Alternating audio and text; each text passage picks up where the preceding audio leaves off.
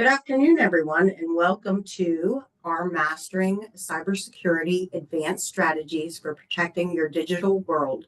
I'm Jeannie Best with the Penn West University Clarion SBDC, and I'm excited to have you join us today. Regardless of the size of your business, cyber criminals want your data. Unfortunately, we live in a world where having secure passwords just isn't enough. In this session, you will learn advanced techniques such as patch management, intrusion detection, and content filtering to keep your data safe.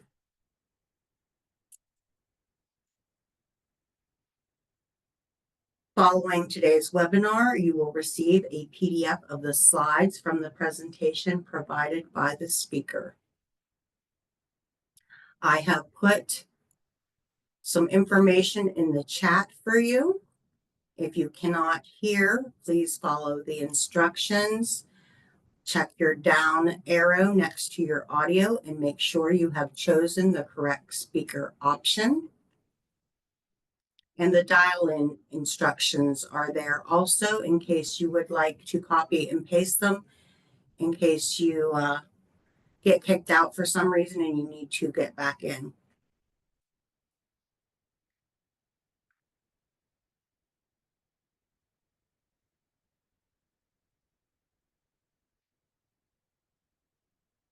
I do have a few things to review for our webinar.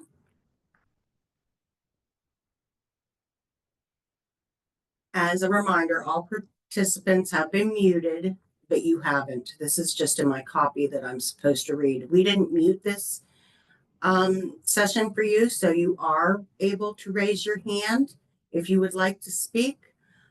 You can also enter your questions in the Q&A simply by clicking on the Q&A icon at the bottom of the screen. And I'm not sure if Zoom changed this. My icons are now at the top of the screen. So yours may be too. If somebody wants to put that information for me so I would know in the chat, that would be very helpful for me to know so I could change this if it needs to be changed. Please note that this webinar is being recorded. I'd like to introduce you to the Small Business Development Center. We are a grant-funded program with a mission to help businesses start, grow, and prosper. A small business to us is generally defined as a business with less than 500 employees. We also use our funding to provide access to database information and resources related to conducting industry and market research and finance analysis and implementing marketing strategies. The SBDC partners with many economic development organizations to help connect business owners to many more resources and help them start and grow their business.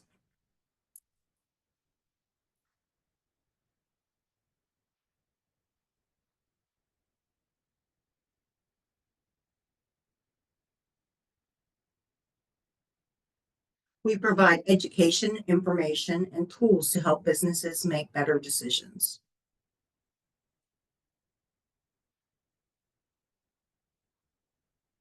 We do this through our business consulting services and our training. Our consultant services are provided at no cost and are confidential.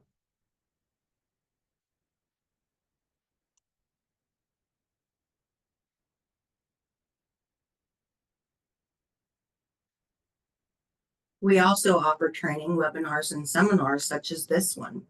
We have a variety of topics, such as those listed on your screen. We also provide other topics.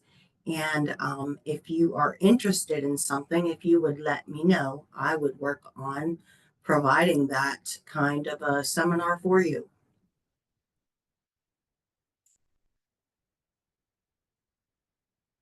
In Pennsylvania, the SBDC network includes 15 centers. All of the institutions are higher education institutions. We are a part of it.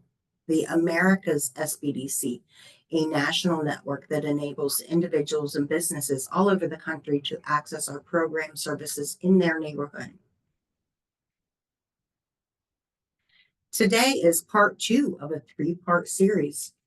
We hope that you learn a lot today, and we hope you attend the last session that will be on December 5th, and that will be Holiday Cyber Safe.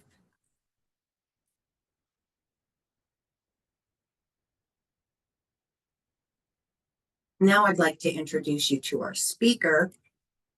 Nate Rogers serves as an IT business development analyst at Omnis Technologies, a leading provider of managed IT services. He specializes in helping businesses optimize technology to improve security, increase efficiency, and reduce risks. Outside of work, Nate enjoys spending time at camp with his wife Rachel and their daughter Lauren. So we're happy to have you, Nate, and I'm going to turn this over to you. And whenever you're ready, you can share your screen and continue on. Awesome. All right, let me go ahead and do that. Perfect. All right, can you guys see the screen here? Perfect. Okay, so thank you so much. Yes, I am actually, if I just jump right into the boring stuff, I am an IT business development analyst for Omnis Technologies. I actually started my career as just a IT intern with my high school, Ottawa Eldred, if anyone's familiar with that. Pretty small school, but roughly about 10 years of experience in doing IT, whether it be from my internship and school stuff, and now my current role. And one of the things that I should have put this in the fun stuff because I'm pretty excited about it, but to others it's probably pretty boring. Something I am currently in the process of doing is changing the curriculum for high school students that want to go to the VOTEC side or the career and technical centers, and getting high school students to leave high school with 2 to 3 certificates in IT, and helping them and gear them towards a well-paying job right out of high school. So some background of that is some other universities that I've worked with are considering dropping actually my degree that seems to be useless now because the certificates are taking over. So we want to kind of expedite that for these kids. So that's exactly what I'm doing, and kind of some of the stuff I'm talking about today helps with that. But some more fun stuff. I have 4 dogs: Max, Letty, Hank, and Buka. Hank has the strongest, biggest name, but he is by far the smallest. He's a half Chihuahua, half Wiener dog, so he's not very big, but he has a big name. I am a new dad, and I absolutely love it. Her name is Lauren. She's about 5 months now, and every day is different. It's scary, exciting, and sad all at the same time. So it's every day is different.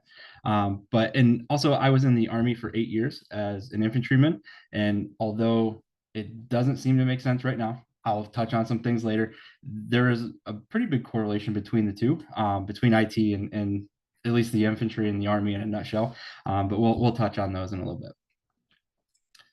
Okay, so some things that we're going to talk about today, again, to me, the fun stuff, is we're going to have just a quick brief intro into what cybersecurity is. If you missed my last session on that was a little bit more in depth about cybersecurity. We can definitely get you those slides, or just any more info on that to help kind of get you up to speed on that part. But if you did miss it and you're here today, not a huge deal. You're not going to be super far behind. We can definitely catch you up.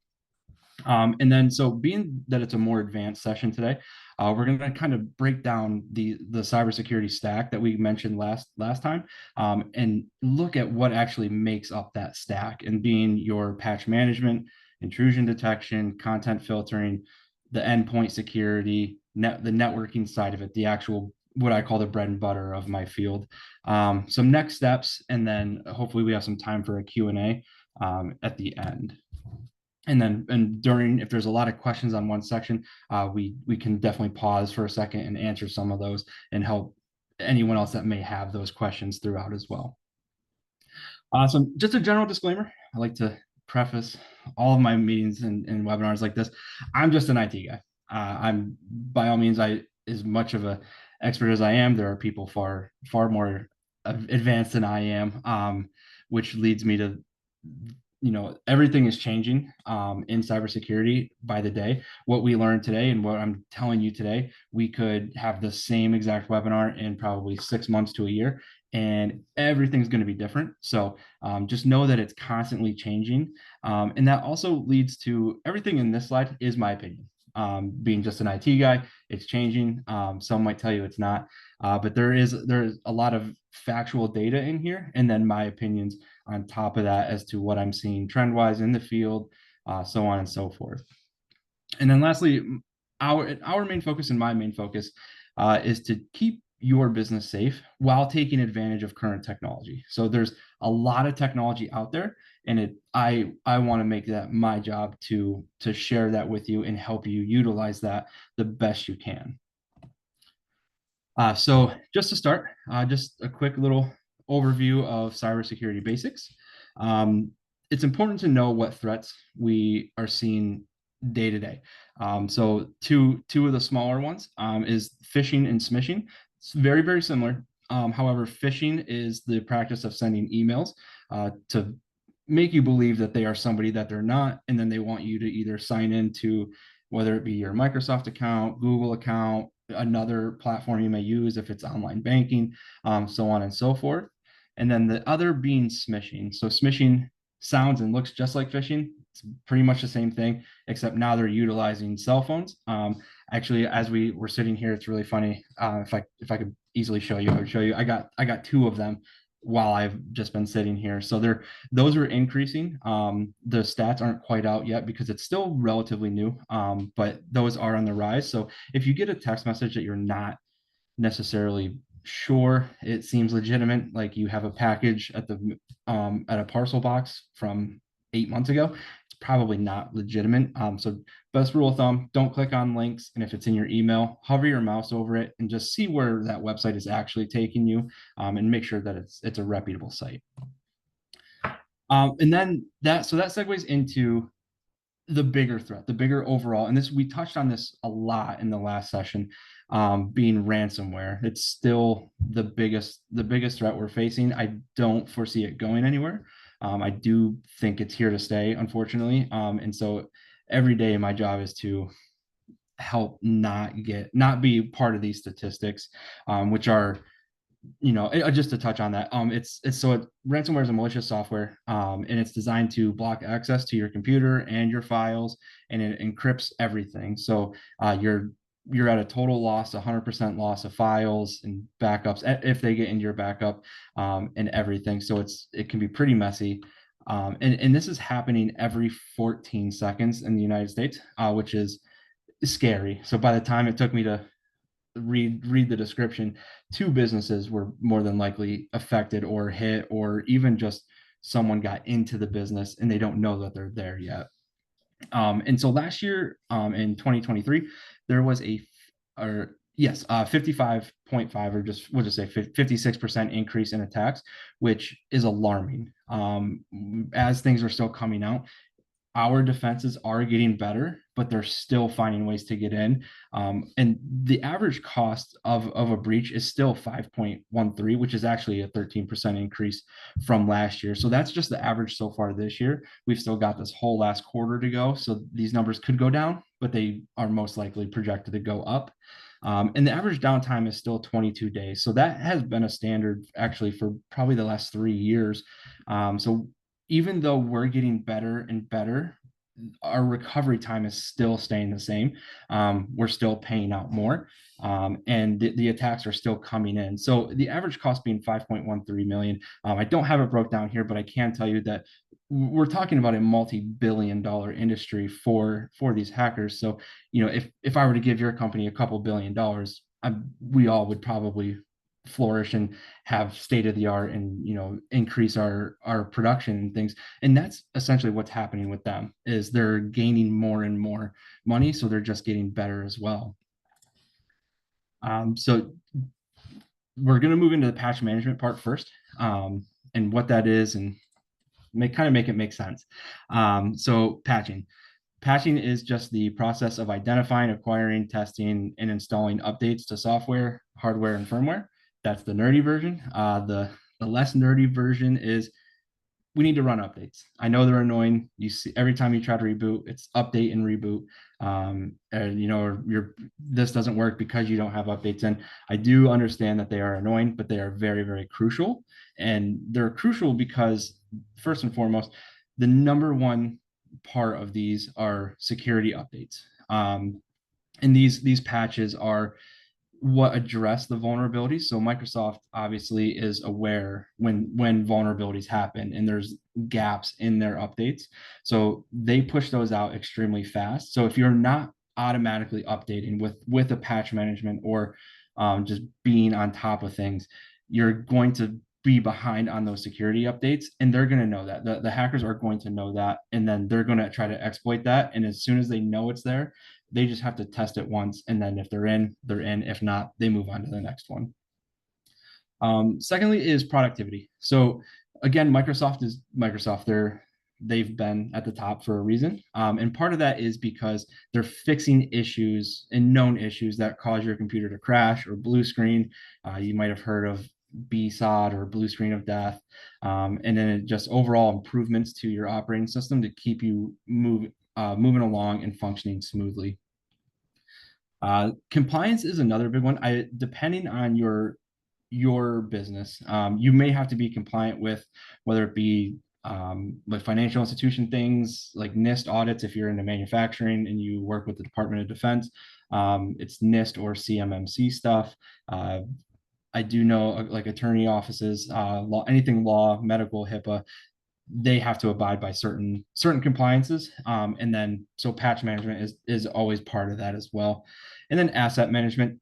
You can have an asset manager. I do that, but if you don't have a specific asset manager, there is key components to where you can run reports and basically see where your devices are lacking or which devices might be your biggest downfall or your biggest pain point to let in a potential threat.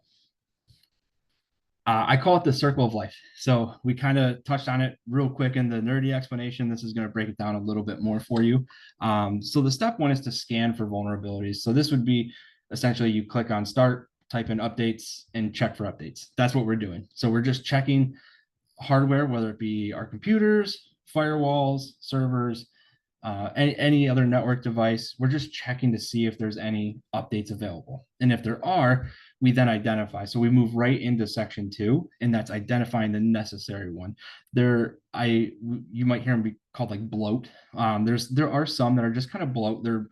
They're more I guess optional updates that we don't have to run, but they are there just in case you want to, or maybe your computer is being affected by it if you're running something specific. So just know what updates you do have available. And then before you go to update them, just kind of make a list and put them in order of importance. So if you have key updates or just like I'm gonna drop my count, but just feature updates for Microsoft Windows. Those are your bigger ones. We definitely want to hit those first. And then deploy the patches. So you have your list, you know what's important, you know what's not. Go ahead and start running those. They do take some time and it's going to slow your computer down, unfortunately, a little bit. There's really no way around that. They're pretty intensive. And then, yeah. I think you're muted.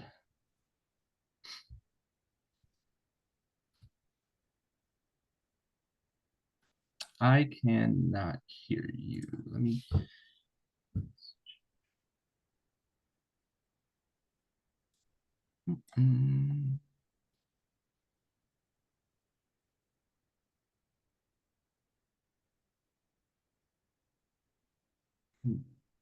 Yeah,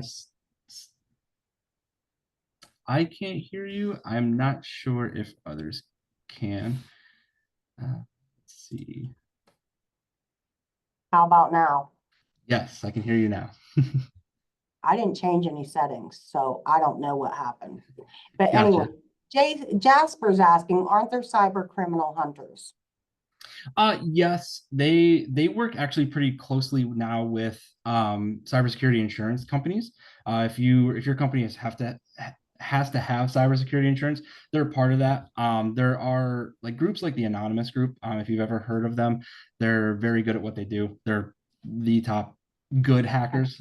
There's red hat, gray hat, different types of hackers. And so these are the good guys. These are the ones that you want on your team. They're very good at what they do. They go out and find these guys, and these actually overseas, they're a whole office. It's just an entire office floor of hackers they're in scammers that are calling people, especially elderly, people that don't know. And he continues to say, I'm going to create cyber criminal hunters. We use non-connected PC for emails only. Mhm. And then Mark says, what about companies not on Windows? We have standardized on Linux Mint, for example. Yes. So especially Linux. Linux is a more open based. It's very customizable. There's a lot of things. There's actually one that I mentioned in here. One of the intrusion detections in a later segment, but it's that's very Linux based, and a lot of these things actually are. So you can run them on Windows. Windows is just typically your workhorse in the workforce. I guess we'll say most companies are fully Windows based, maybe a couple Macs sprinkled in. Rarely do I see Linux around here, but I've worked on fully Linux based systems. They are, in my opinion, a little bit more secure. It's kind of the same thing with Apple and Mac. Apple takes pride in their security, so you kind of get that peace of mind when you buy it, and you get what you pay for with them. But same thing with Linux. Linux is you. I think you have to be a little bit more. I would say you have to be a little bit more technologically advanced to take on a Linux system. Just a flat like Ubuntu operating system isn't super complex or super scary to look at. But when you get into the in-depth part of it and the configuring, you might have to, be a little bit more advanced than most. But yes, I do agree. Standardizing Linux Mint is great. I used it all the time in college. I used it when I first started my career, and now I have several machines that are all set up. I have one Linux, one Windows, one Mac. So I have all of them just because I see all the different types, and they're different in their own ways, and good at their own things. Um, but yes, so let's see. And as far as the creating a cyber criminal hunters, yeah, that sounds extremely fun. I I would love to. I like watching those videos. Definitely would enjoy seeing a company like that around here, to where you get to kind of be the good guys and do the fun stuff like that. So being in networking, I don't get to do a lot of it, but definitely a big interest, and it's needed. There's a lot of certificates with like CompTIA in ethical hacking that I think would pave the way for professionals looking to get into that style company. I think that'd be a lot of fun. Alrighty, so let's see. We'll save those for a couple of minutes, but just to get through the rest of the patching, the last part of patching is to report and test. So basically, if your computer's been crashing and blue screening, you ran some updates, good chance that one of those key features or key updates are going to fix that and address that issue. From there, we would test it. So you just kind of carry back on as if there was no issue before, and see if it crashes again. If it does, report it to Windows. There's some easy ways to do it. Usually when it happens, you can just click a button now and it reports it and stuff. I know it's annoying to do, but definitely helps in the future. There is one more question. I'm sorry, it Oh, just came yeah. up. From time to time, I receive notice via my Windows update from Microsoft that are optional to update. Usually they are called quality update that are cumulative. Usually there is very limited information about the update via Windows update. Through thoughts on whether this is value to download and upload them or Yeah. upload them. Thank you. Yeah. And So that's John. gotcha. Actually, yeah. So if sometimes they get listed as optional because they're not, I guess we'll say mission critical. It's not going to really change a whole lot about your operating system and the functionality of your computer. Is there is there quality in uploading them or installing them? Yes. I mean, if Microsoft deems that it's worthy enough to send out to your computer, I don't really foresee an issue with that. But if you ever need to find out more information on what is in an update, there's usually a parenthesis after it, and it will say KB 1, 2, 3, 4, 5, 6. Just copy that KB number with the KB in there. So we'll just say it's KB 1, 2, 3, 4, 5, 6. Copy that and just paste that into Google, and then you'll find a Microsoft forum, probably from Microsoft's webpage, and then it's like a line item essentially of every single thing that's updated in there. There's probably going to be more technical jargon in there than what you want to see, but it will at least tell you whether it be a graphics driver or audio drivers, things like that. Just USB ports. Everything on your computer has drivers, and every device you connect has drivers.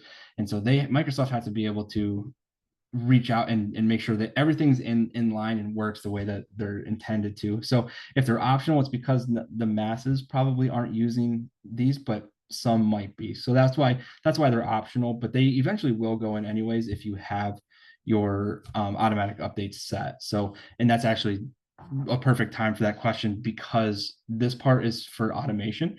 And I personally am a big fan of automation. That's what makes my life easier.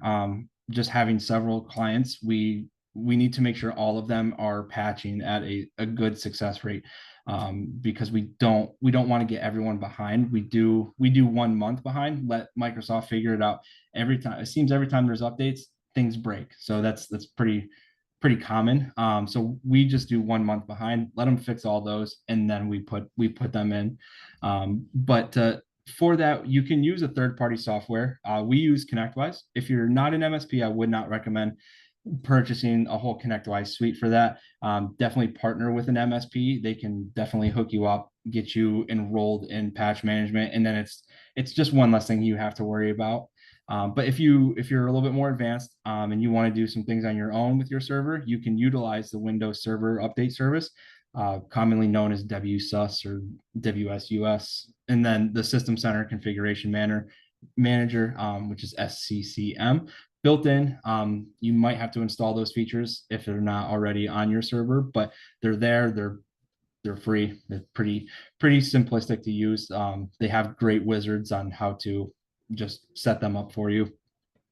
And then obviously the gross, in my opinion, the gross part, which is your manual patching. We've got an Excel sheet.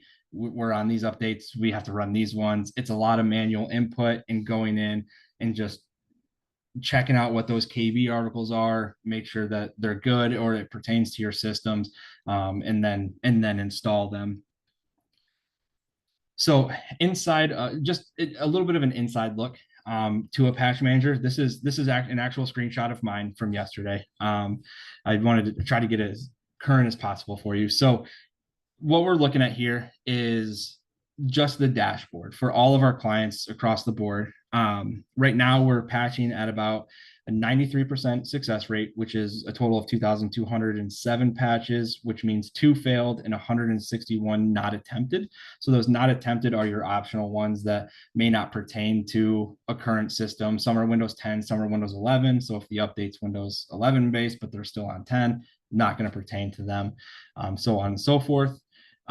And so that deployment rate of 93%, obviously it's not 100, we'd want to be there, but there are some things that are just a little bit out of your control. But this dashboard helps me see that. And this is, again, this is across all of my clients, not just one.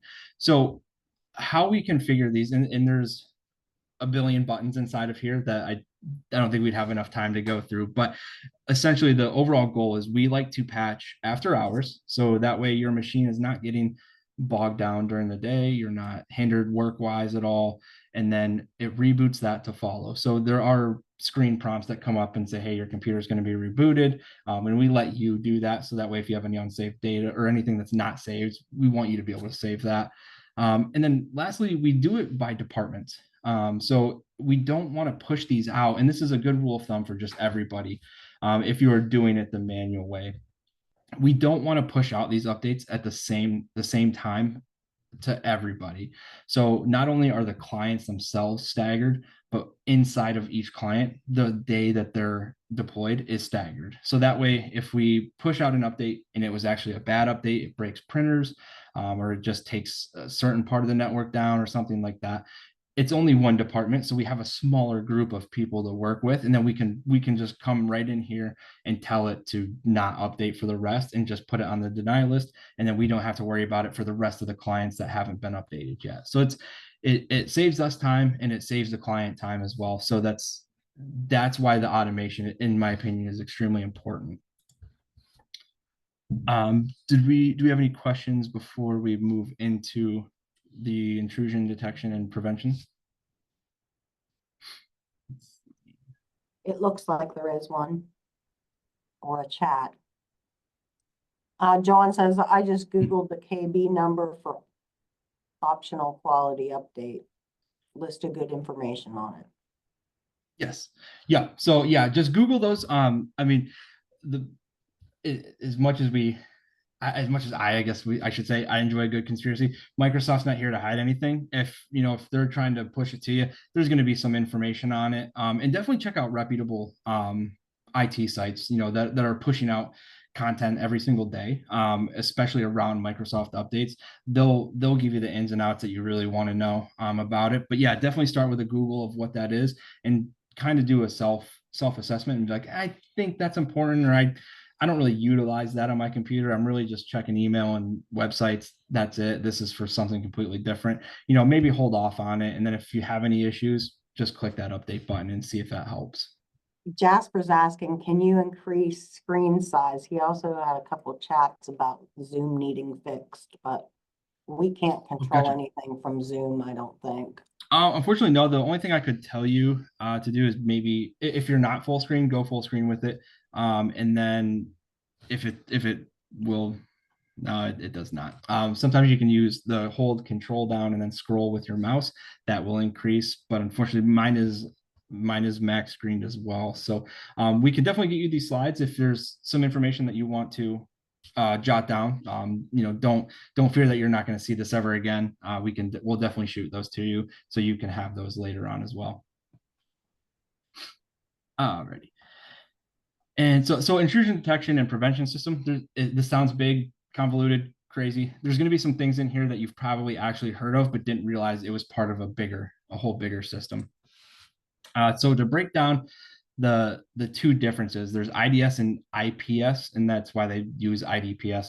But IDS is the nerdy version, network security technology that is designed to detect vulnerabilities, exploits, and other software for your computer. And then IDS monitors traffic and sends the reports to an admin. So that's a pretty standard one. Didn't really need to put that in there, but it is important to know that if you are one like myself that likes to basically have a paper trail of everything, that's what these are for. But a network security technology that is designed to detect vulnerable exploits. So what that means is this is basically Big Brother looking over your computers, your other devices, whether it be firewalls, servers, switches, you name it. This is going to look at those, and then it will tell you, hey, this guy's over here. He's not safe. Let's fix that. And that's where IPS. So IDS is Big Brother. IPS is mom and dad, where they come in and they say the main function is to identify any suspicious activity. So they say, yes, that is suspicious. That does not look safe. And then it prevents anything happening further. So that's where it will then, and then this is where your patch management actually comes in. And then, so if you have additional patching, that's not just Microsoft patching, this is where this would help, and it will put in those preventative measures. So they're, although they sound very, very similar, they do two different things. But typically any software that you would find, it does roll those into just one bundle for you. So intrusion detection, how does this work? I could talk about it all day, but until we kind of break it down a little bit as to how it works, it's just kind of a bunch of hoopla to me. But so how it works is sensors, and these are virtual sensors. They could be physical sensors. You could physically install a device on your network that will do this, or you can install software on your servers, your PCs, whatever devices you may have. And then that analyzes your network activity and the traffic. So everything coming in and out of your network, or this computer talks to this computer, so on and so forth. And then it triggers your security events from there. And then, but what that's triggering is your console, and your console is the what I showed you with my patch management. That dashboard, that's a console. That's where it takes all these ones and zeros and it makes it into user friendly text. And then from there, inside of there's detection engines. So these are just little microprocesses that record all your alerts and events that go on, and then it sends it to a separate database, which then that's where Microsoft. So when you say, yes, I want to share my information, that's what it sends to them. They say, hey, we're seeing all this. Help fix that kind of thing. But the biggest one is the anomalies. You're probably going to see this a couple more times throughout here because, and as we roll into AI driven things, that's a huge part of in play of AI right now, is that it's called machine learning. And so what that does is it will basically detect that and build a standard. This is a pretty average work day for all of our computers here. And then if there's one day where, hey, Nate's computer is sending a lot more data than it typically does, let's focus there, and let's send an alert to the IT team and say, hey, this guy's sending out a lot of traffic today compared to what he normally is. What's going on? And maybe I'm uploading a video that day and it's nothing, it's harmless, or I say nothing's different and my email is actually secretly sending out thousands of spam emails because it's been compromised. So that's where this intrusion detection really plays a factor. And then lastly, unauthorized access.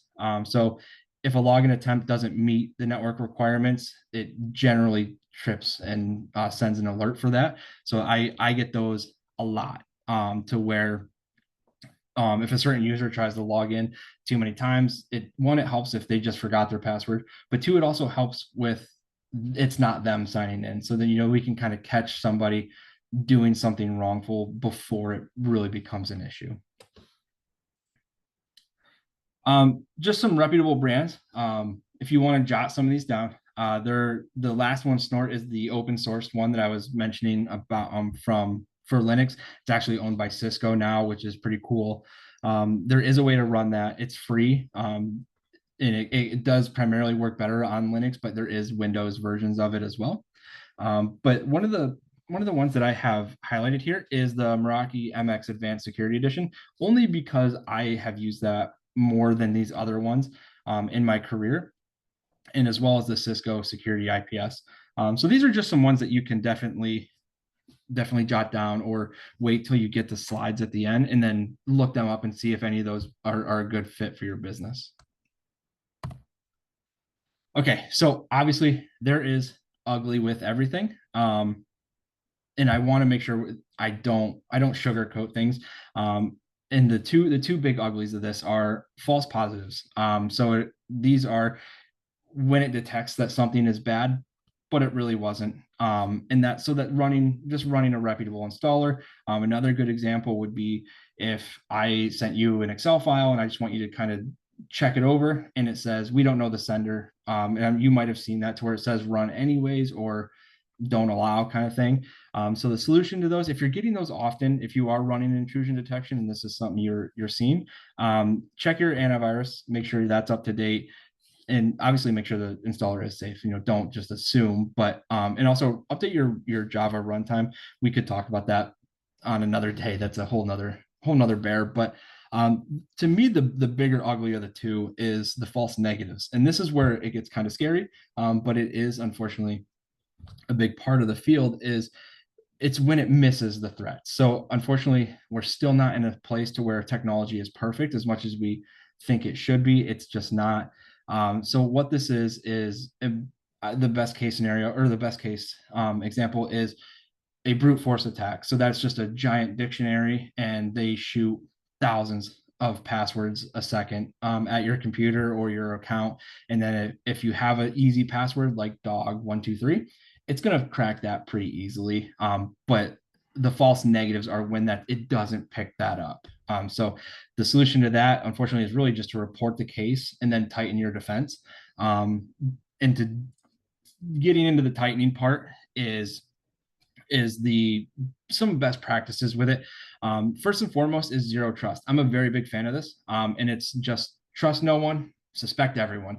No one other than your admins should have admin abilities.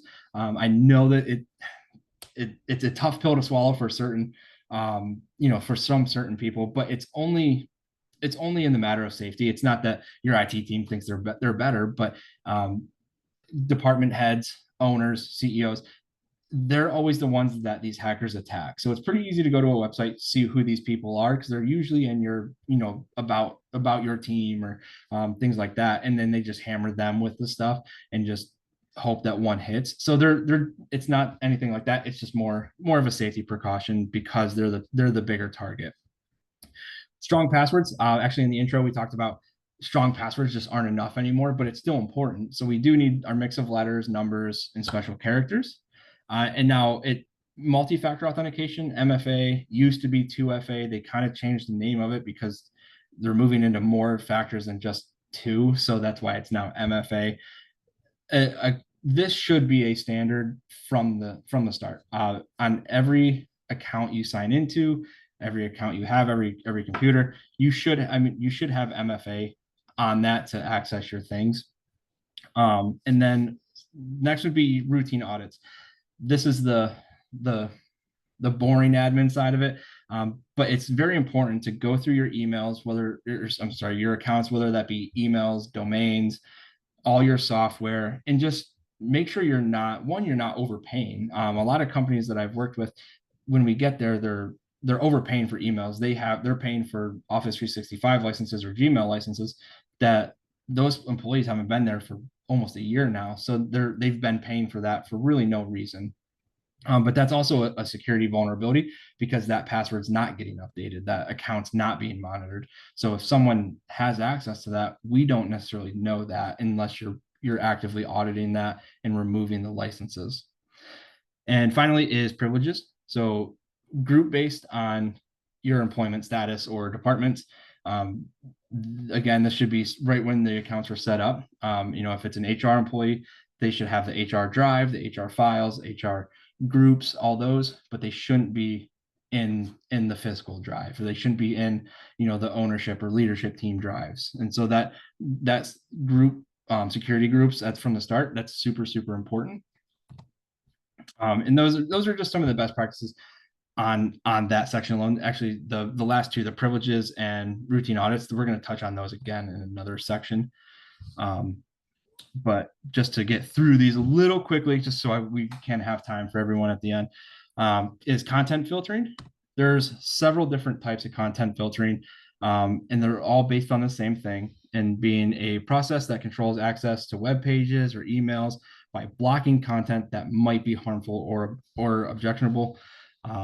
These are often built into your firewall. So that's why I have this underlined here. There are some additional things. Again, you can buy a piece of hardware that everything filters through first, and or a software that you can put on your servers or firewalls. But primarily it's built into your firewall, and it's like either a monthly or yearly subscription that you would pay for. And just a good example of content filtering is if a client doesn't want their employees on social media or adult websites, things like that, this content filtering goes in and makes sure that you're not getting to those websites. You really see it in school districts, to where students aren't allowed on social media pages. I know there's ways around it, but that's overall the intent is to try to block these websites that lead to malicious things. Which brings me to this page here. A big part of this is manufacturing pages, and that's just because they're the most visited. So it's not that manufacturing is any sketchier than any other field. It's just that they're hit a lot more traffic wise. But 80% of these other ones are, if you were to look at these, about 80% of these are actually websites that aren't even deemed professional to be on during the work hours anyways. So it's, you know, it's important that we block all these certain categories. But a quick question I'd like to ask, I don't necessarily need an answer, but something to think about is, one, does your company have content filtering in place right now? So could you get on Facebook right now, or could you get on, you know, another website that you shouldn't be at work? And two, if you are the decision maker in a company, and you know these, that your employees shouldn't be able to access these, or should not be accessing these websites, and but they do anyways, and they download a piece of malware or get ransomware from that, morally and ethically, even legally, you can, I mean, it's, I don't know the actual answer, but you know, who's truly at fault? Is it the employee for doing it when they know they shouldn't have been? Or is it, you know, on the decision makers to, I knew this was a thing, you know, but I just didn't want to put in the effort, or, you know, maybe spend the money to make sure that they're not. And a lot of times these links can also sneak in. So we think we're going to a safe website. We're going to a reputable one. And however, it's masked, it redirects us, and then it goes to one of these. Your content filtering will pick up that fraudulent link. So, you know, hopefully we, you know, kind of look at it that way, and consider throwing one on if you don't have one. Some positive notes about content filtering is, again, overall security. We're that's the name of the game today, is security. So this is going to help you prevent cyber attacks, breaches, and just other security incidences. The big block with the email is phishing. So these are just that, it's that third set of eyes on your email before it comes in. Microsoft is good, but they're not great. I'm sure right now we've all probably gotten at least two today, and it's just, you know, it's junk. We're just going to discard it. But one of those might look, especially with AI now, they might look a little bit more realistic, to where it's a lot more believable. So why not invest in that third set of eyes? And their job is to be involved in this 24/7, 365. And as soon as they see it, you get that extra security. Again, compliance, if your business needs to be compliant with these standards, definitely content filtering is going to be a part of that. And then liability, so that's kind of what I was getting at, is this reduce your risks of liability, to where, especially now where we are seeing cybersecurity insurance and different court cases like that, we're unfortunately starting to see a kind of a turnaround on business owners, to where it's, well, do you provide training for your employees? And if it's yes, then it kind of goes on to the employee. But unfortunately, it's, I think 80%, 85% of companies aren't offering continued cybersecurity training. So when they see that, it's pretty easy to say, well, that's, you know, as a business owner, that's on you. And I don't necessarily agree with that, but that's unfortunately where we're at. Next is productivity. I mean, if we're not on Facebook, we're not on, you know, playing games on our phones, or you know, websites we shouldn't be on. It's football. I'm guilty of it. I checked my fantasy team before I jumped on the webinar today. So, you know, if we're not on these kind of websites, we're focused on work. We're working harder. We're working more. So productivity, you're going to see an increase in. And lastly is bandwidth. So with bandwidth, there are certain websites that just take up more resources. It takes a lot more internet to pull in, or a lot more speed, a lot more resources. So these websites get blocked as well, just for the better of the entire network, that not one person is just chewing up all the bandwidth for everybody else and making everyone else's day a little bit slower, which then turns into the productivity side as well. Some best practices. So if you say, hey, this content filtering sounds like a good idea, I think I should set this up. Some best practices with that is to, first and foremost, protect yourself. Define the acceptable use policies. And what that is basically just saying, I, employee, am going to use this computer within proper standards, and you know what, and view content that is allowed, and the ones that are not, I'm liable for, kind of thing. You can find those online. They're pretty common. But and then assign policy by role. So I'm sure some of you are like, well, yeah, that sounds great, but marketing needs to post on social medias. So what we need to do is just assign those policies by those groups. So going back to setting up those those groups by department. Same thing with this. We can set that up to where, okay, we'll say I'm the marketing team. I need to post on Facebook, but you know, HR doesn't need to, or you know, this group doesn't need to. We can just assign one group that access to that web page, so they can still do their jobs. Using the URL categorization, there are probably 500 different ones, at least on my firewalls that we use. I can select from, but those are things like malware, adult shopping, gambling, weapons. Like those are some topics that you can just click, and then if the website has that category attached to it, it's automatically blocked. Layered security. So this is just one layer of the stack. You know, this is just one part. So combining this with the other ones, which is everything we've talked about today, or we're talking about, they go hand in hand. Regular updates, again, back to patch management. Keep a running list of your blocked websites. So if you're blocking a bunch and it seems like you're adding more and more, and if you have a quarterly meeting, you know, once a year, twice a year, end of year, doesn't matter, just review this list and just make sure that you're still blocking good websites, and then add any that you may or may not be missing. And you can actually use a third-party list. So they just kind of generate reports, and they say, hey, add these to your content filter. They're known bad websites, or they're known to have malware, and just throw those in to just keep it safe.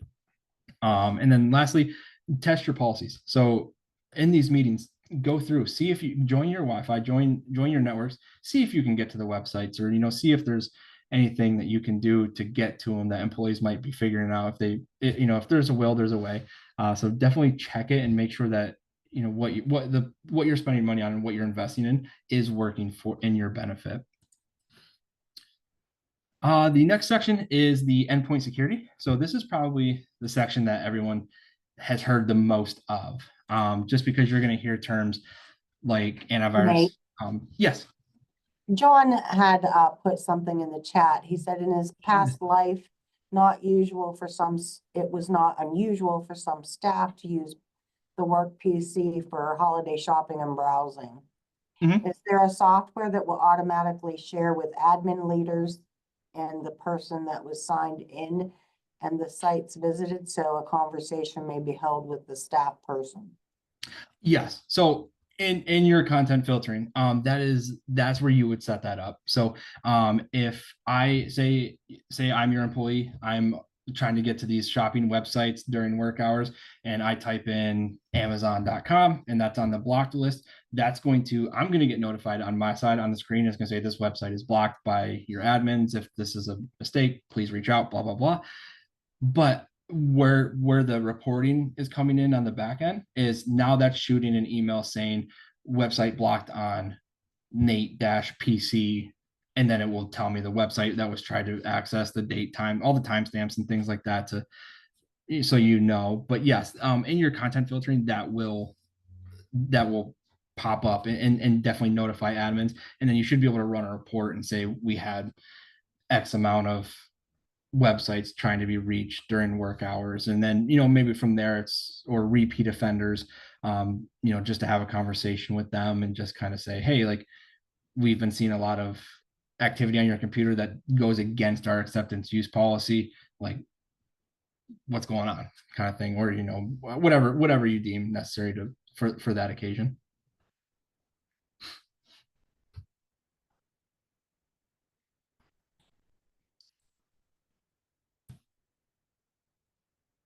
Okay, perfect. So then, do we have any other questions or anything before I jump back in?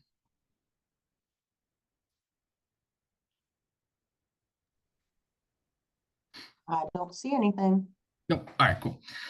So to the ins and outs of your endpoint security, what it is a set of technology practices to protect your devices, laptops, desktops, mobile phones, whatever it may be, from malicious software and other cyber attacks.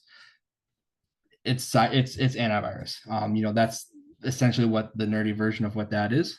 So some types of that, or some other terms that you may have heard, are endpoint protection, or EPPs, antivirus AV solutions, Sandbox inspections, that's more my level. So being, if you know, if you're a little bit more advanced, you can look into Sandbox. They're virtual machines. They completely wipe when you're done with them. And then secure remote access. So again, a little bit more advanced, but we're going to touch on that in a little bit. And then, and so endpoint security is evolving. It's no longer just the antivirus. There's a little bit more that goes into it. So we're going to see how that kind of involved, or how that's evolved right here with the key components. So number one, obviously the antivirus, anti-malware. These are your Vipers, ESETs, WebRoot, Malwarebytes. I'm not a fan of like the Norton, Symantec, McAfee, the more free ones, AVG, Avast. I'm not a fan of those. I personally believe in you get what you pay for. And I've always said as a rule of thumb, if you could go to Walmart and buy it, it's not business grade.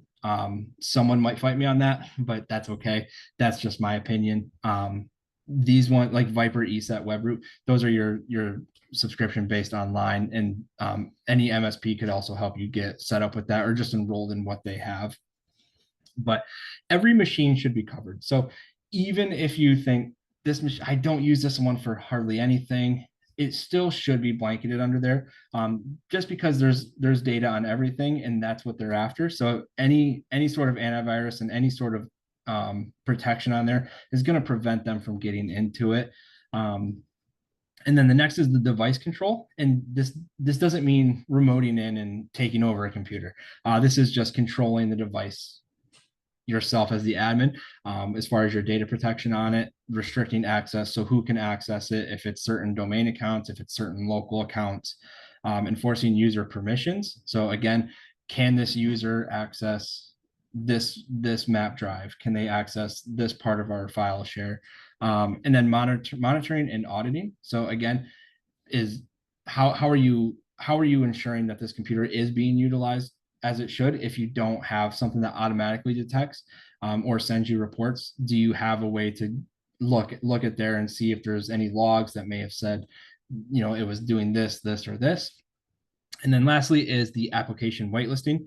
So this is using that zero trust, the trust no one and suspect everyone mentality, so that it utilizes that, as well as limiting the limit by file size, file type, and directory. So if it's, you know, if you don't want JPEGs or, you know, PNG files, TXT, those kind of things, you can definitely categorize that here, or say, yes, these are fine, and then prevents malware from running. So this is when you might have seen it pop up on your screen and say, we detected this and it's quarantined, or, you know, it's blocking it. That's what that does there. Looking at this, so for a very small business, and for mobile phone, I utilize Viper a lot. I get very good pricing from them. They would work with you. I think they have a minimum of 5 that you have to purchase, but it's a one-time purchase for the year, and it's relatively inexpensive.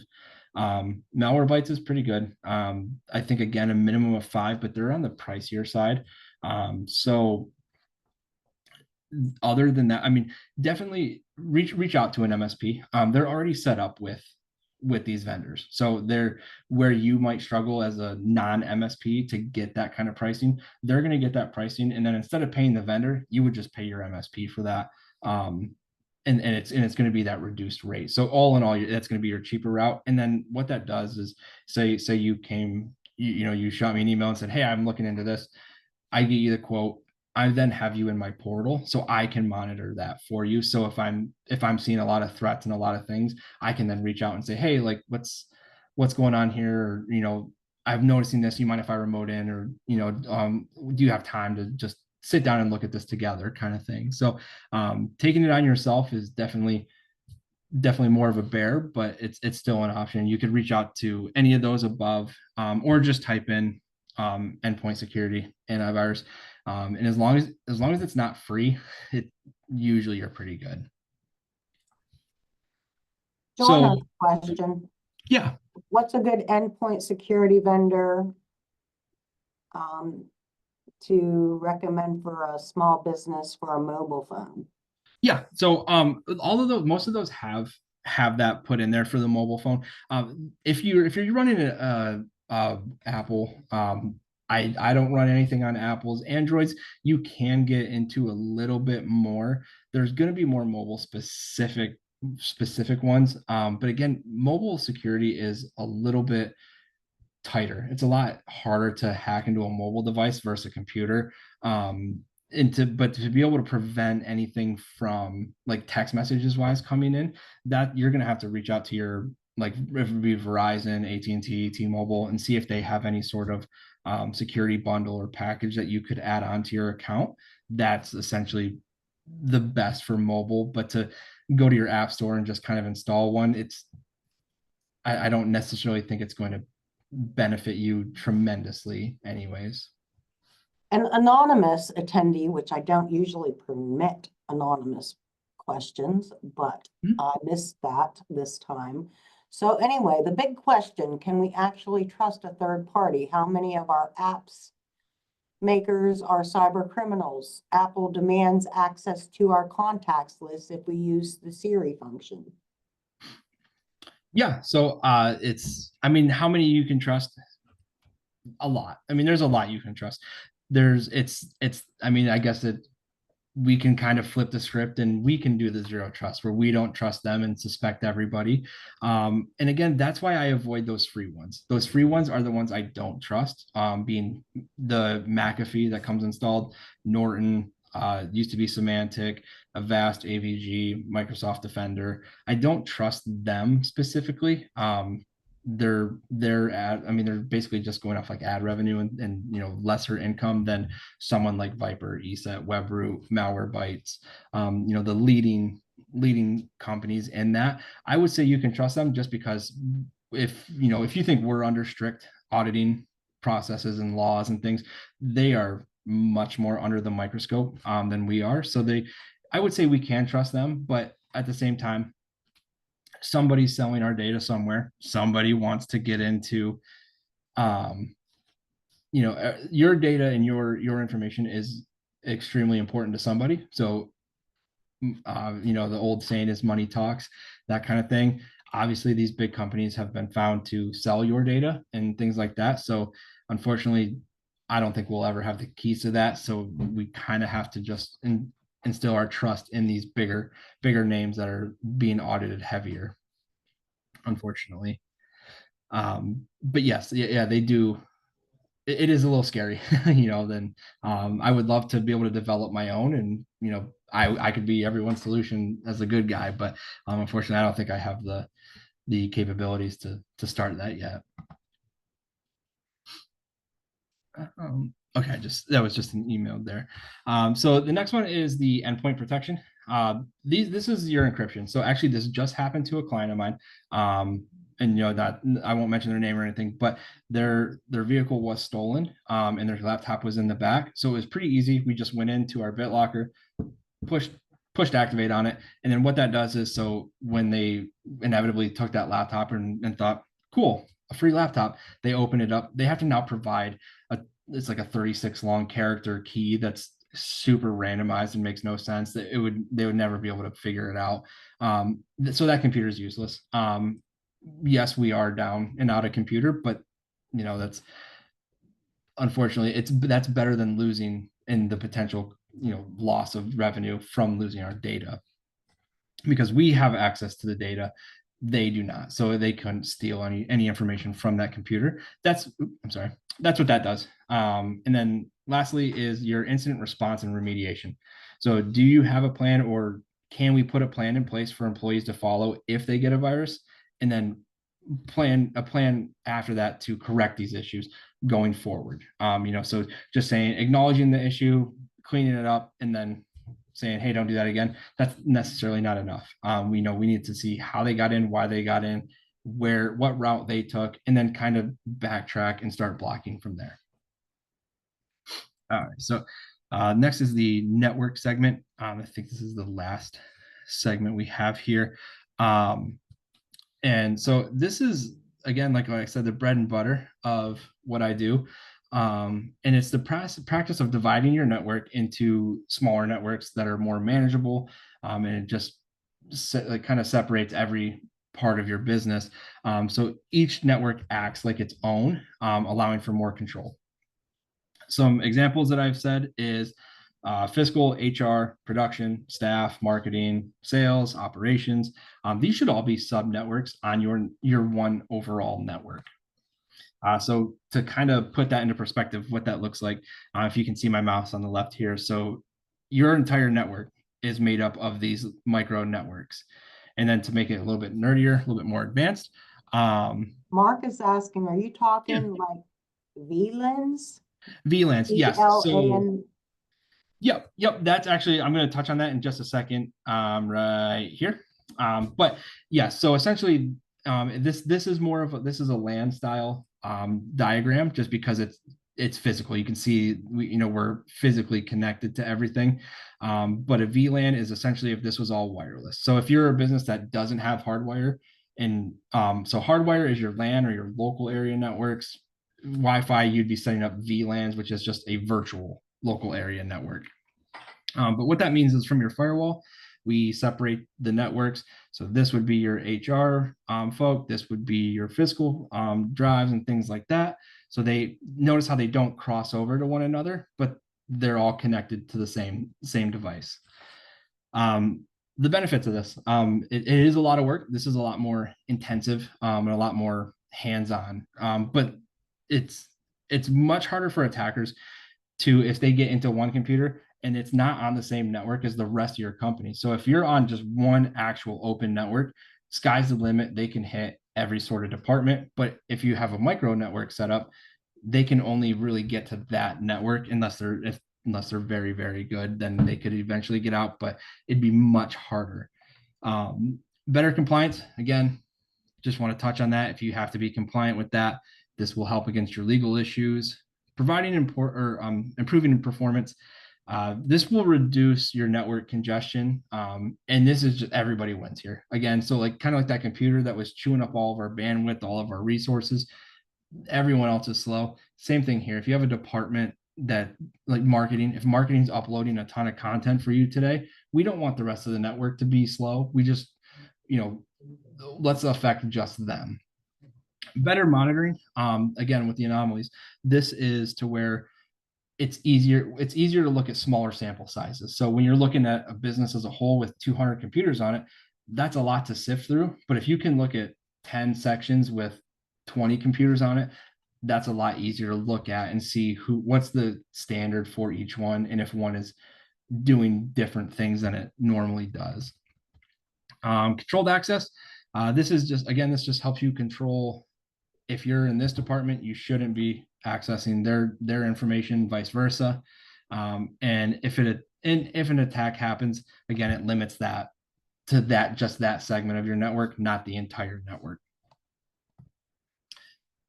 So network segment, how does this happen? How do we make this work? And the nerdier in-depth look at it is, we have your main network of, we'll just say 10.0.1.1.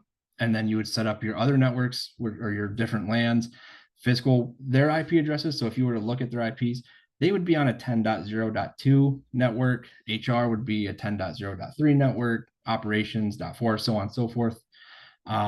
Inside your server, if you have multiple servers, want multiple Active Directories, things like that, different forests and all that, you can do that on your server. It doesn't have to be on the firewall.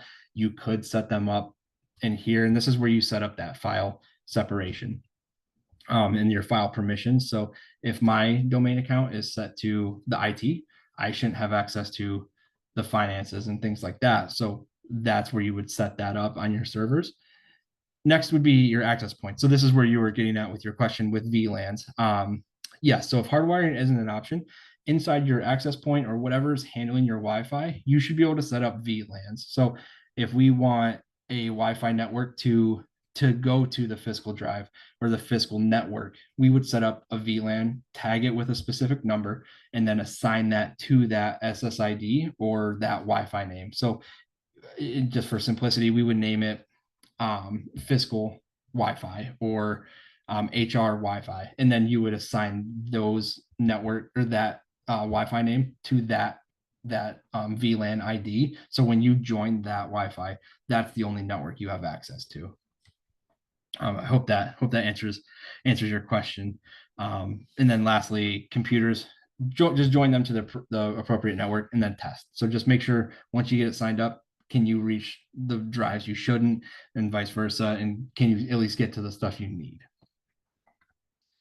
Lastly, just real quick, next steps is where do I go from here? So just take this to the powers that be about your company. Take it to them about your current cybersecurity. If that's you, assemble maybe a team to run it by. But arm yourself with some things that we talked about today, maybe some things that you now are looking up on your own, and ask questions. Don't be afraid to ask questions. It might be tougher at times to kind of, it feels like you're attacking them essentially, but at the end of the day, it's coming from a place of, we all want to be safe. I don't want this to happen to anybody. Just seeing the repercussions that we talked about in the last webinar, it's pretty catastrophic what could happen. And then from there, begin building your own cybersecurity stack, your own network security. And I put in here that networks are like snowflakes. It's my favorite analogy. And it's basically just on the outside, snowflakes look the same, but when you actually get into it and you look at them, they're so different. So outside looking in, every network is the same, but once you get into the network, they're very, very different. And then lastly, call me for backup. I love this stuff. I do it every day. I want everyone to be safe. So if you just feel like you need a little extra backup, give me a call. If you're pitching that you need more cybersecurity, I am always in your corner. So definitely call me. Just real quick, what we talked about. We talked briefly again about cybersecurity, patch management, what that is, how it looks, intrusion detection, the ins and outs of that, content filtering, what kind of content we should be filtering out and how to do that. Endpoint security, talked a little bit more in depth about antivirus, what that does, how it works, and then the networking side. So the actual connecting of connecting the dots to paint the whole picture, and then some next steps. I did see someone had their hand raised, but here's some just general info, contact info for myself. If you're still here and have questions, please feel free. I have no problems. I like to stick around and answer those. I know we ran over a little bit and I really, really rushed through that last part. So by all means, if you have questions, go ahead and ask away. I also gave them my email address and I would forward anything over to you as well. Okay. Yeah. I think last time and that's what that raised hand was, I believe. Gotcha. Okay. Yeah, I know last time we had a bunch of questions that I couldn't get to. So after this, I sat down and typed them all out, and then I think we shot them to the questions, or whoever asked the questions. I think you answered all the questions. Good. Yeah, that's I think that helps with some people having to jump out. It definitely helps getting to answer it in the middle there. So that worked out really well. Yeah, I don't see anything else, so I'm going to go ahead and give my little closing spiel. And I ask everybody to join us again in December. I'd like to thank everybody for participating in today's event. We want to thank Omnis Technologies for partnering with us and making this event possible, and our guest speaker, Nate, for their time and valuable information. We truly appreciate you. Everyone will receive a follow-up email probably later today, if not within the next few days. The email will contain the slides from today and also a link to the recording. We also will upload this to our YouTube. If you would like that information, just ask me. One of the most important things is that you'll receive a request for the survey, and we really need you to fill that survey out. We need the surveys completed so we can show that people do value what we're putting out there. And so we can continue to bring these valuable presentations to you. We also use these evaluations to make decisions on how best to respond to our business's needs.